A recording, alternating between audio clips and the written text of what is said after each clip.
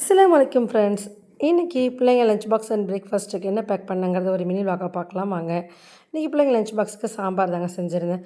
அதுக்கு ஒரு கப் அளவுக்கு பருப்பு எடுத்து நல்லா வாஷ் பண்ணிவிட்டு அதிலேயே 4-5 பல் அளவுக்கு பூண்டு சேர்த்துட்டு 1 டீஸ்பூன் அளவுக்கு மஞ்சள் தூள், 1/2 டீஸ்பூன் அளவுக்கு நல்லெண்ணெய் சேர்த்து குக்கரில் பருப்பு 2 விசில் போட்டு எடுத்துக்கலாங்க. இன்றைக்கி வெஜிடபிள்ஸ் என்னென்ன சேர்க்க போகிறேன் அப்படின்னு பார்த்தீங்கன்னா, உருளைக்கிழங்கு, கத்திரிக்காய், வெண்டைக்காய், முள்ளங்கி, முருங்கைக்காய் சேர்த்துருக்கேன்.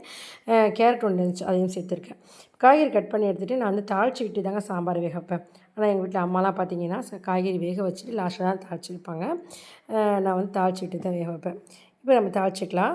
இந்த பாத்திரத்தில் 1 டேபிள் ஸ்பூன் அளவுக்கு ஆயில் சேர்த்துருக்கேன். 1 டீஸ்பூன் கடுகு, 1/2 டீஸ்பூன் வெந்தயம், 1 டீஸ்பூன் ஜீரகம் சேர்த்துட்டு 2 வரமிளகாய், கருவேப்பிலையும் சேர்த்துட்டு கட் பண்ணி வச்சிருந்த சின்ன வெங்காயம், தக்காளி எல்லாமே சேர்த்துக்கிறேங்க. சேர்த்து நல்லா வதக்கி விட்டுட்டு 1/2 டீஸ்பூன் அளவுக்கு மிளகாய்த்தூள், 3 டீஸ்பூன் அளவுக்கு சாம்பார் பொடி சேர்த்துக்கிறேன். எனக்கு சாம்பார் பொடி நல்லா காரமாக இருக்கும், அதனால் 1/2 டீஸ்பூன் அளவுக்கு தான் மிளகாய்த்தூள் சேர்த்துருக்கேன். இப்போ கட் பண்ணி வச்சுருக்க காய்கறியில் வெண்டைக்காய் மட்டும் தனியாக எடுத்து வச்சுட்டு மீதி காய்கறி எல்லாத்தையுமே சேர்த்துட்டு பச்சை மிளகாய் 2, 1 டேபிள் ஸ்பூன் அளவுக்கு கல் உப்பு, 1/2 டீஸ்பூன் அளவுக்கு மல்லித்தூள், 1/2 டீஸ்பூன் அளவுக்கு ஜீரகத்தூள் சேர்த்து தண்ணி சேர்த்து காய்கறி வேக வச்சுக்கிறேன். காய்கறி வெந்த பிறகு கட் பண்ணி வச்சிருந்த வெண்டைக்காயும் சேர்த்துட்டு வேக வச்சிருந்த பருப்பையும் சேர்த்துக்கிறேன். ஒரு லெமன் சைஸ் அளவுக்கு புளி ஊற வச்சு கரைச்சி வச்சிருந்தேன், அதையும் சேர்த்துட்டு உப்பு பத்தலை 1/2 டீஸ்பூன் அளவுக்கு உப்பு சேர்த்துட்டு ஸ்டவ் லோ ஃப்ளேமில் 5 மினிட்ஸ் வச்சு ஆஃப் பண்ணணும்னு சொன்னால் சூப்பரான சாம்பார் ரெடி ஆகிடுங்க. இப்போ நீங்கள் சைட் டிஷ்க்கு முதக்கடலை மீனோட தாங்க செய்ய போகிறேன். முதக்கடலை மீன் முள்ளு எடுத்தது ஒரு 3 மீன் இருந்தது. அதை வந்துட்டு மிக்ஸி ஜாரில் ஃபைன் பேஸ்ட்டாக அரைச்சி எடுத்துக்கலாம் தண்ணி சேர்க்காம. அதே மிக்ஸி ஜார்லேயே ஒரு முடி அளவுக்கு தேங்காய், 1/2 டீஸ்பூன் மஞ்சள் தூள், மிளகுத்தூள், ஜீரகத்தூள், இஞ்சி பூண்டு பேஸ்ட்டு, 1 டீஸ்பூன் அளவுக்கு உப்பு எல்லாமே சேர்த்துட்டு 1 டீஸ்பூன் அளவுக்கு பெருஞ்சீரகம், ஒரு கைப்பிடி அளவுக்கு சின்ன வெங்காயம், 2 பச்சை மிளகாய் சேர்த்து தண்ணிக்கு பதிலாக ஒரு முட்டையும் உடச்சி ஊற்றி அதில் சேர்த்து அரைச்சிக்கோங்க. தண்ணி சேர்க்கக்கூடாது, நல்லா கெட்டியாக இருக்கணும். அதனால் சேர்த்து எல்லாத்தையும் மிக்ஸ் பண்ணி விட்டுட்டு ஃபிஷ் ஃப்ரை பண்ணுற மாதிரி ஒரு பேனை ஹீட் பண்ணிவிட்டு அதில் ஆயில் சேர்த்து இந்த மாதிரி ஃப்ரை பண்ணி எடுத்தோன்னு சொன்னால் சூப்பரான மீனோட ரெடி ஆகிடுங்க.